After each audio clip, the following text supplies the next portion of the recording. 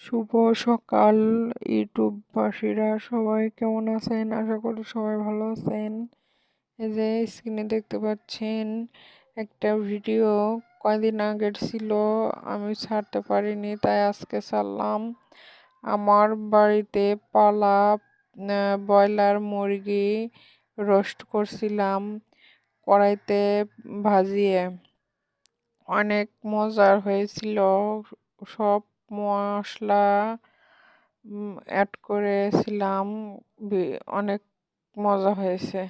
এখানে যে আমার মেয়ে সস হাতে নিয়ে খাচ্ছে, আমার বোন, আমি আর আমার ভাইয়ের ছেলে অনেকজনই মজা করছিলাম, খুবই মজা করে খেয়েছিলাম। বাড়িতে পালা ব্রয়লার মুরগি খুবই মজার হয়েছিল, অনেক শক্ত ছিল, খেতে গরুর মাংসের মতন লাগতেছিল।